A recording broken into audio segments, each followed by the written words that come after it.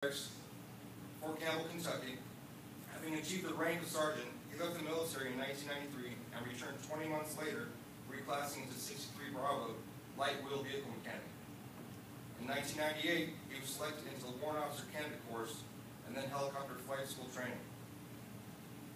After his flight school, Mr. Schoerner's assignments included 210th Aviation Regiment, Fort Drum, New York, 1st to 214th Aviation Regiment in Mannheim, Germany, where he deployed on short notice in support of Operation Iraqi Freedom to Al-Anbar Province, Iraq. He commanded Aviation Detachment in Heidelberg, Germany, and the Trademark Flight Detachment in Fort Eustis, Virginia. Throughout his career, he has earned a Bachelor's of Science in Aeronautics with a minor in Management, graduated from the Initial Entry Rotary Wing Aviator course, Warrant Officer Basic and Advanced courses, UH-60 and UH-72 Instructor Pilots courses, and the Instrument Flight Examiners course. His awards and decorations include the Meritorious Service Medal, the Air Medal, the Army Commendation Medal with 2 oblique clusters, the Navy Commendation Medal, the Army Achievement Medal with 4 oblique clusters, NCO Professional Development Service Ribbon, Army Service Ribbon, Overseas Ribbon, 4th Award, the NATO Medal, and Meritorious Unit Commendation. CW for Schoerner has also earned the German Armed Forces Fitness Badge, the Senior Army Aviator Badge, and the Air Assault Badge. Please join me in giving a warm welcome to CW4 Robbie Schoerner.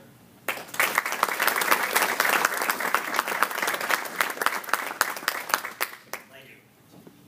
Colonel Heitkamp, Colonel Miles, graduates, veterans, soldiers, family, and friends. It's my distinct pleasure to be here today, not only because I get to be the first to welcome this newest generation of aviators into the fold, but I also, like many of you, have a family member amongst the graduating class, and I'm extremely proud to be here to present the diplomas and offer my congratulations personally.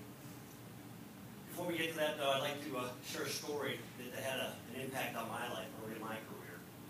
And I hope that the lesson learned from it is something that you can take with you as well without having to go through the pain of learning a lesson.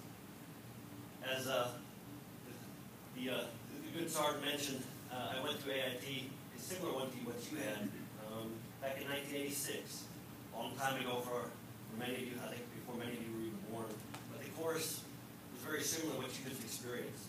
We started out learning about publications, learning safety wire techniques, how to cut and bend counter pins, simple things that you're going to use throughout your career. As we moved into aircraft systems, one of the sections was the hydraulic system. Now on OH-58, the hydraulic system is nothing too complex. After all, I was very comfortable and confident in my abilities as a mechanic by this point. Since growing up, I'd always been the kid on the block that always modified my bicycle into a hot rod. I'd always tweaked my dad's lawnmower, whether it needed it or not. We even had a mini bike when I was growing up that I adjusted from time to time so I could reach top end speed. Things like that. So I was very comfortable with a wrench in my hand. When we got to the section on hydraulics, and the task was to remove, inspect, and reinstall the servo actuator. Now, it's not important that you know what that is, just to know that it's part of the flight control system and obviously a very important part of a helicopter. I'd been sent to my workstation, removed the servo, brought it down the instructor table, and had it explained to the instructor what the inspection requirements were, and he sent me back to the aircraft to reinstall the servo actuator. As I said, I was very confident in my ability, and besides, I had just taken the silly thing off, so it was just a matter of a few bolts, a couple of hydraulic lines, and an electrical connector. I had my manual there, but can't say I really referenced it very much, but it was there for in case I needed it. But I was pretty confident in my abilities at the time. I reinstalled it, went back to the instructor table, told him I was ready for inspection, and told me I was the first one, which was important to me. The instructor looked at me. He'd apparently been watching my progress as I set forth on this task. He asked me, am I sure that I'm ready for inspection? I said, yes, Sergeant, I am. He asked me a second time, which should have raised some flags in my mind.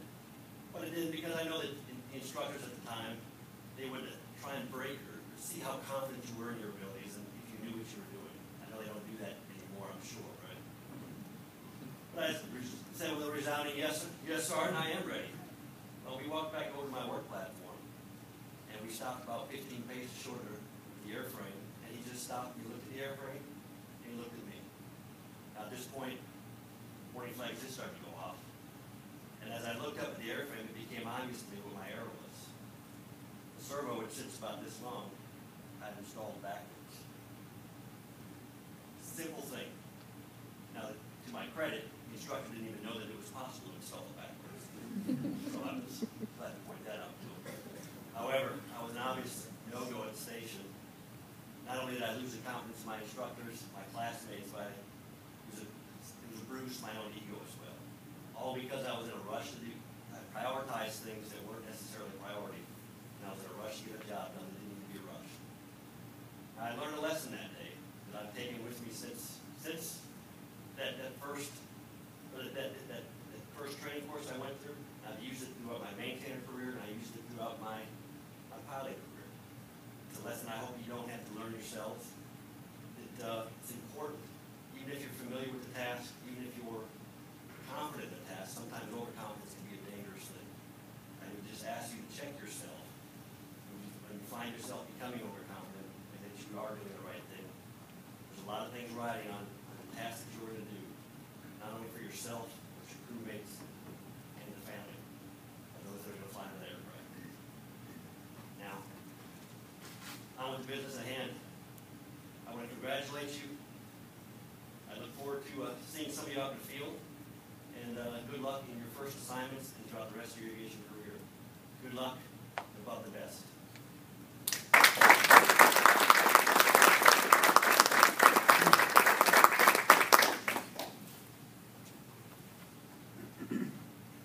Ladies and gentlemen, at this time we will issue diplomas and award aviation badges. Photos may be taken throughout the award presentation. The distinguished graduate is that graduate who has achieved the highest overall grade point average of their class. The distinguished graduate will be awarded